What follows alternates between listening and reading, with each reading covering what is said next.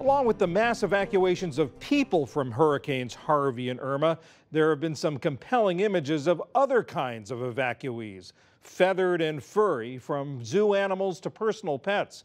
In Houston, emergency service groups are trying to figure out the best way to protect pets during natural disasters.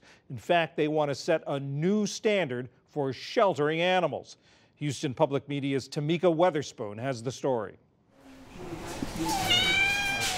In the aftermath of Tropical Storm Harvey, Houston has been molding a new national model. So this has never been done before. They're crafting a template for how to shelter animals during a natural disaster. Literally, after an estimated 170,000 pets either died or were left behind in Hurricane Katrina, groups across the country began disaster planning for animals. When Harvey hit, folks like Evelyn Cutt of the no-kill animal shelter Friends for Life started managing a large number of pets rescued with their owners. On the first 2 days, we counted almost 700 dogs, probably, I think it was a couple hundred cats, and we've had other animals. We had a guinea pig, a few rabbits, we even had a chicken and 2 baby squirrels. They came to the George R. Brown Convention Center, one of Houston's largest emergency shelters during the storm. It housed thousands of evacuees. A lot of people showed up at the convention center on Sunday night with their pets in tow, pouring rain, sitting in the rain, and they were not allowed to bring their pets in.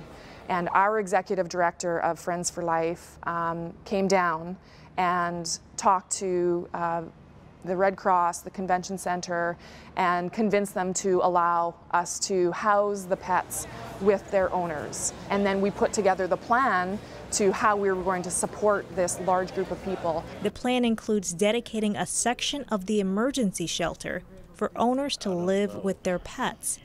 Evacuee Larry Daniel resides within that area with his 8-week-old Chihuahua, Snickers. They haven't been parted since being forced to leave their home during the storm. And a fireman come and beat on my door and said I had to leave, and I had to leave now. All I was able to get was him and my clothes on my back. And that was, I mean, from then on, it was, to be honest, a nightmare. He was in my arms the whole time. How different do you think it would have been if you weren't able to take him with you? It would have been awful lonely. For owners unable to take care of their pets or stranded animals, there's a foster care system that's also part of the plan. Pets go to someone willing to take them in temporarily. Adelie Walding regularly fosters. With all these animals who've been displaced because of Harvey, they need a place to go. So you are a foster parent. Who's coming home with you today? So I'm going to be taking home the mom. Her name is Sparkles, and her little puppies. We haven't named them yet, but we're thinking like Glitter and like some kind of craft names. But all of them are going to be coming home with me today and staying in my foster workshop. All of them, how many? So there's 7 puppies, and then there's 1 mom. Folks willing to be foster parents are one of the biggest needs for this plan right now, but there are a lot of moving parts that keep it going. Now, they're taking notes as they go, how to check in families with pets, how to start setting up medical records. But a crucial component to all of this is staying organized, which during a natural disaster can seem nearly impossible.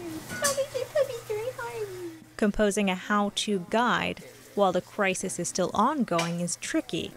They're gonna wear you. But Evelyn Cutt says as soon as things slow down, she'll help write the manual.